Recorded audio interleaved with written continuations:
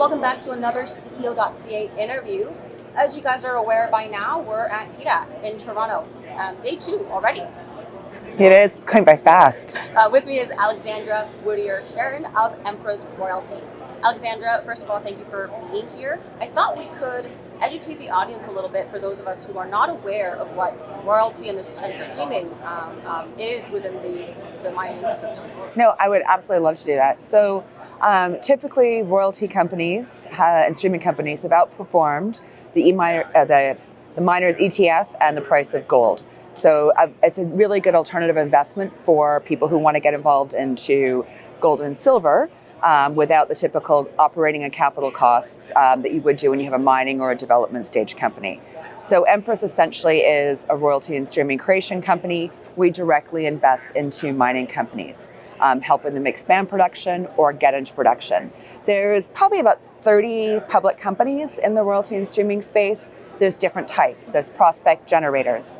Early stage, inexpensive to acquire, but a long lead time to revenue, if in fact does turn into a mine. And then there's a group that are buying existing third-party royalties, so more passive investors. It's become quite crowded, part of a competing bid process, historically lower returns.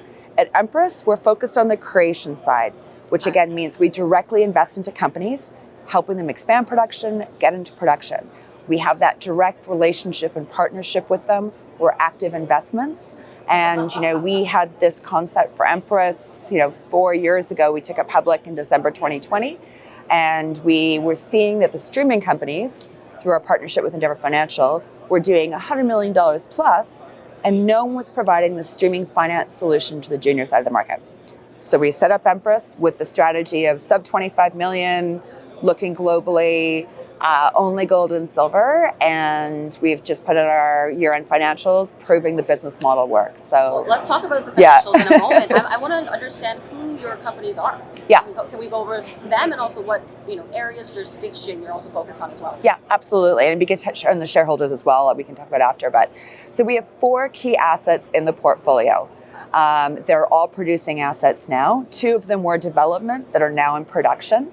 But we have the Talahueta Silver Stream, which is owned by a company called Luca Mining in Durango, Mexico. Luca Mining. We actually had Dan in for. Is that the interview you watched? Yes, yeah, that was exactly what I watched. Dan, Dan's fantastic. Dan joined the company in August. He's been instrumental in the turnaround there. Actually, our chairman, David Rhodes, who's the managing director of Endeavour Financial, is also the chairman of Luca Mining. Gotcha. And that happened because we invested $5 million into Luca to get the silver stream, and we're buying 100% of the silver. And we've been through, David's been through 3 CEO changes, and now brought in Dan, and Dan's been instrumental in the last little while of turning Luca around. So that's a great example. I didn't know that Empress had a hand in that, but that's cool to make this connection now. Yeah, no, it's great. Really excited for them and where they're going. We also have a private company we invested in called CEO.CA. That's in Peru.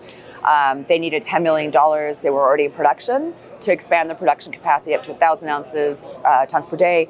They're getting there now, so that will be part of also our growth plans, like with Luca ramping up, CEO.CA ramping up. We have a gold royalty in Mozambique. It was development. It's now in production. We invested $3 million. We've already got $4.2 million out of that investment. We've got another one which we invested in 2024. South Africa, it's a public company called Golconda. I don't know if you've interviewed with them yet, but they're a South African mine. They had a great mill. They needed more additional underground equipment to get some more development work to feed the mill. So they're just getting that equipment on site and moving it forward now. So with these 4 key investments, that's what generated for us $8 million US in revenue in 2024. So we more than doubled our revenue for 2023.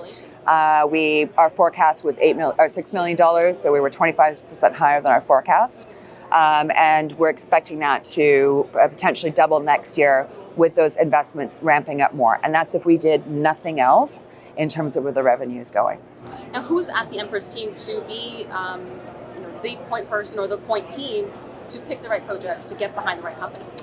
So we have a strategic partnership as our investment managers in Endeavour Financial. So Endeavour Financial, I started at PwC in mining. I joined Endeavour Financial as an analyst. It's been around for over 30 years, a leading boutique investment banking firm. And David Rhodes is also the managing director there. So we teamed up with Jerry Bond from Terra Capital to look at setting up a streaming company. So with that, I have access to all of their cash flow modelers, financial engineers, mining engineers, geologists, investment bankers to quickly source opportunities, and that's really how we'll do it. But be also able to quickly vet them, structure, and execute. David Lang is our technical advisor. He's been in the industry for 40 years. He's the chairman of Fortuna. He was the CEO of Endeavour Mining, of Equinox. So we have a really strong team at Empress, but also within our partnerships that we have. So what is next now for Empress? You've just proved, your strategy is financially sound, even outperforming what you expected, which is great. Yes. But where do you go from here? What else do you have to do? Yeah, so a big thing for us is getting these financials out to prove the model works and to see the great returns and how these investments are repaying themselves. We are completely tied to gold and silver. That's all we have in the portfolio, and we get gold and silver credits in. So we're doing pretty conservative forecasting using $2,500 gold, $30 silver. So we should see a big upside when people realize how tied we are, and 30% of the revenue is coming from silver. So that we should see some.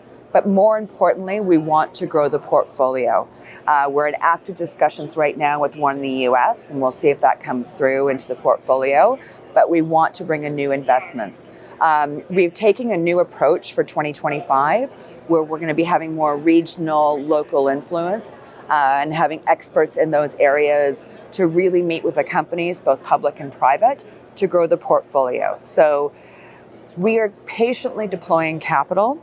We're all large shareholders in this company, so these investments have to stack up. And again, because we're active investments, we do extensive due diligence. If we get to agreed terms, we then go to site with third-party engineers, extensive legal due diligence. We looked at 10 deals last year. We had term sheets on 3, and 2 of those we rejected for technical reasons. 1, the board's still going through some strategic decisions. But we've got 1 very advanced at the moment, which I hope will come through. We're still finishing that off. But the idea is to grow the portfolio. We've got 4 now, get to 5, 6, 7 is the goal over the next couple of years. Okay, so 7 total over the next as many years as we can, but we'll see where we get to. I'm not going to promise numbers. They have to make sense to bring in. If we sat back and did nothing just on the existing portfolio, it's close to $78 million US in revenue that will come in over the next 5 years just from those 4 initial investments. So we can be patient. But we've also got $20 million US from Nabari to spend, our debt facility, to grow the portfolio. Plus, we're now accumulating cash. So we are keen to deploy that. The price of gold is on our side. It is indeed, yes. Last thing before you go, how long have you been in the junior resources space yourself?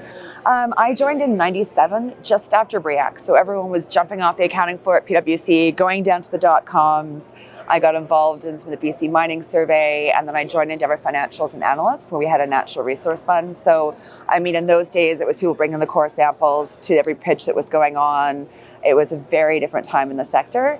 And then I moved to London, became director of structured finance, got involved in a lot of the first financings in Africa. We did the first financing in project financing to Russia for Kupol. Beam Gold was one of our first clients. So I had a lot of experience on that side.